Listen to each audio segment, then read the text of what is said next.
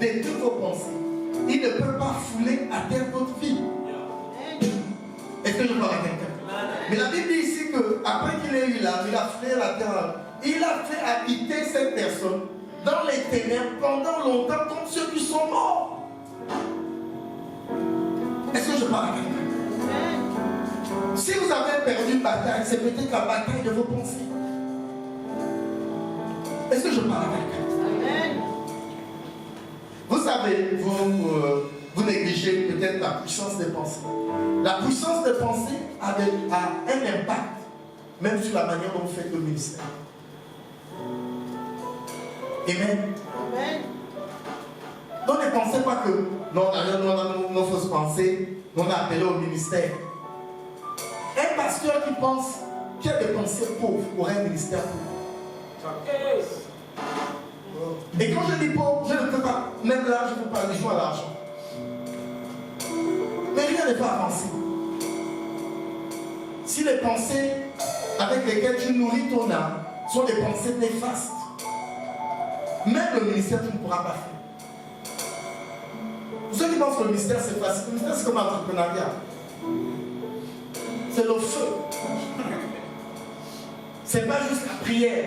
Il faut réfléchir les stratégies. Amen. Amen.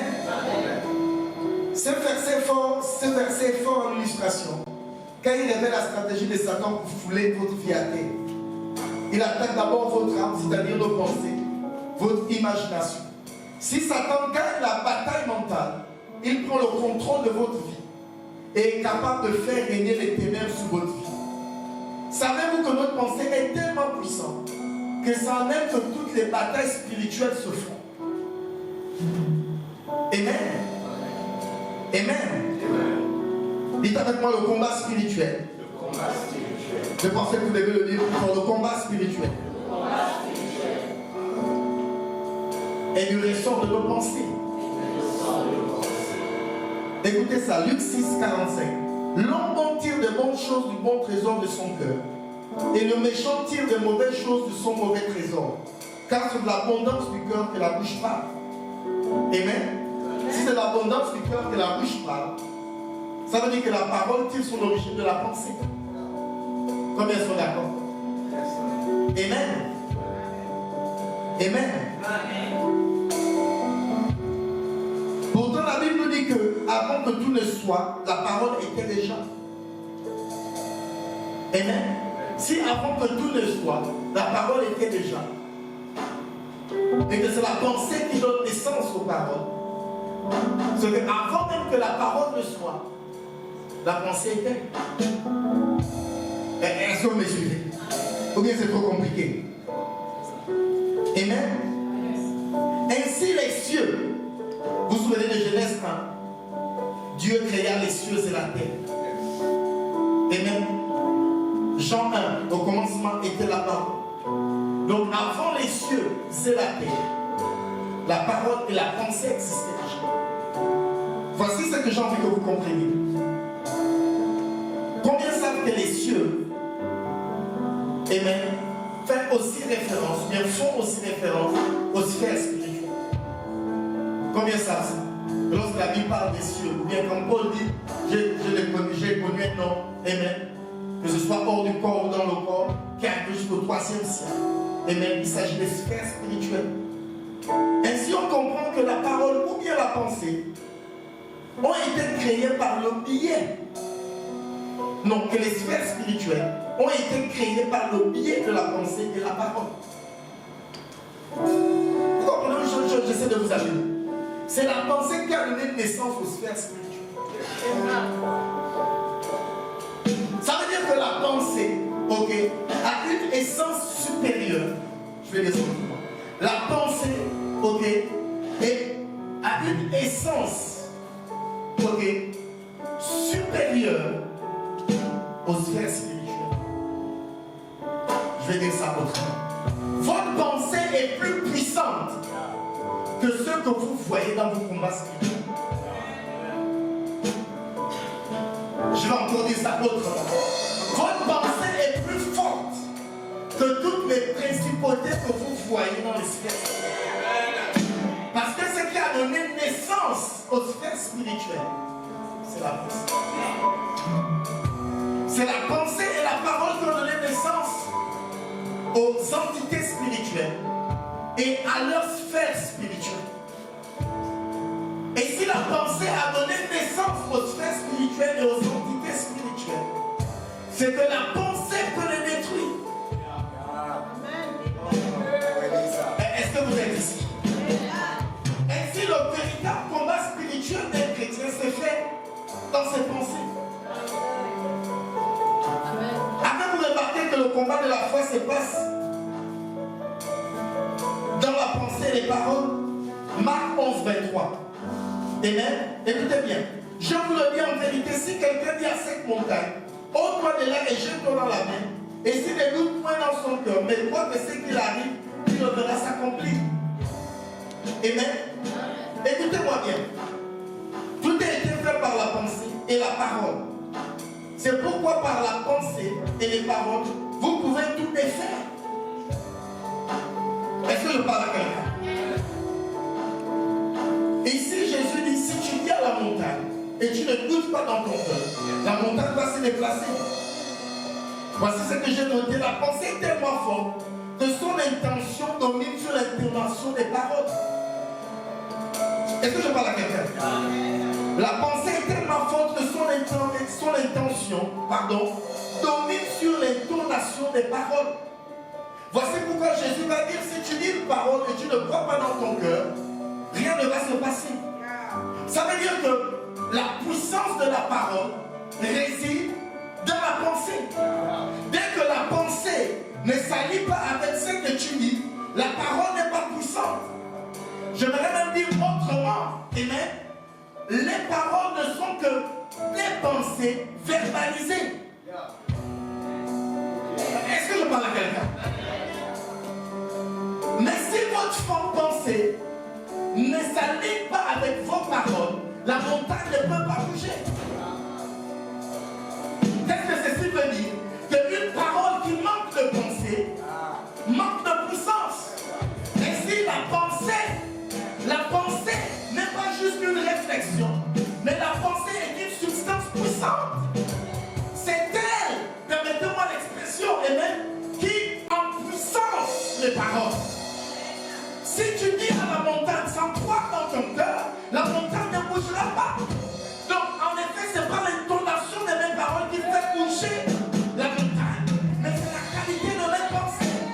Et si mes pensées continuent de subsister à penser que la montagne ne peut pas bouger, ma vie ne bougera jamais. Voici pourquoi je dis que le combat spirituel commence d'abord au vérité combat des pensées. Est-ce que je parle à l'église?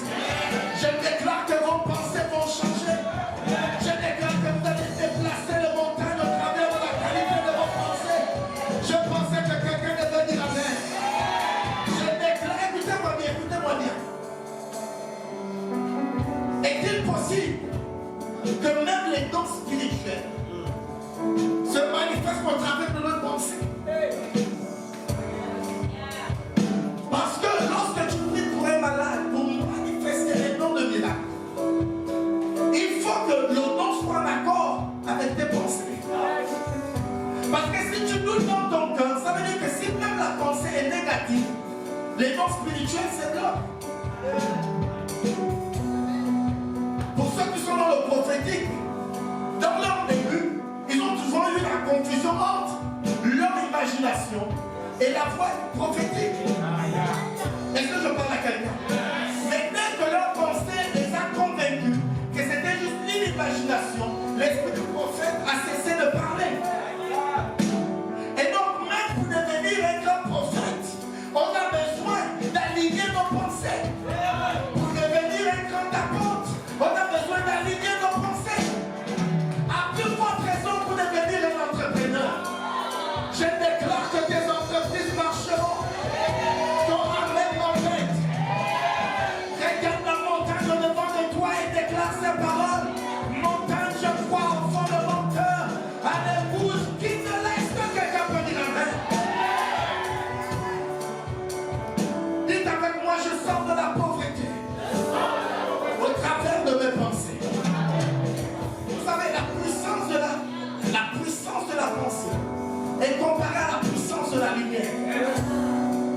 La vérité, c'est qu'au travers de ta pensée, je suis là et je peux penser être sur la tour Eiffel. Est-ce que je parle à quelqu'un? Est-il possible que la pensée soit la porte par laquelle, amen, le surnaturel est manifeste? Le problème de l'église, et c'est dommage, on va enseigner trop l'école, c'est pas bien l'école. Faites l'école. Je vous ai dit la dernière fois que, écoutez-moi bien, que c'est des siècles après que la lecture a été l'apanage de tout le monde. Les maîtres savaient lire et les esclaves ne savaient pas lire. Est-ce que vous me dites? Mais la Bible existe avant l'esclavage. Et la Bible est écrite.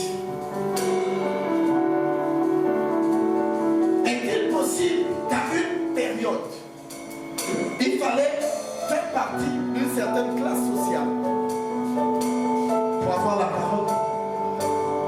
Parce que celui qui ne savait pas lire ne pouvait pas avoir accès au secret. Est-ce que je parle à quelqu'un? Celui qui ne savait pas lire ne pouvait pas avoir accès au secret. Est-il possible que même la Bible a appartenu à une certaine classe sociale pendant plusieurs siècles?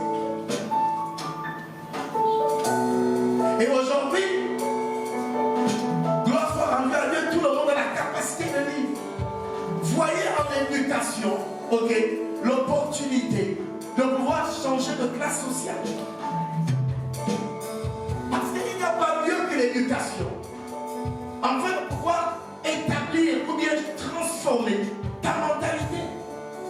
Il y a des gens qui ne progressent pas dans les églises, et ça c'est mon expérience. J'ai vu des gens qui ne sont pas très allés moi à l'école, qui ont des problèmes dans la compréhension. Généralement, ils ont du mal à l'église. Ils ont du mal, ils s'en sortent. Amen. Amen. Les batailles spirituelles, c'est fondamental. Amen. Si vous dites des choses en désaccord avec vos pensées, elles ne peuvent pas s'accomplir, car la puissance des paroles sont dans les pensées. Voici ce que dit la Bible. Car il est comme les pensées de son âme. Proverbe 23, verset 7. Amen. Dans notre version, on dit, dans votre version, on dit,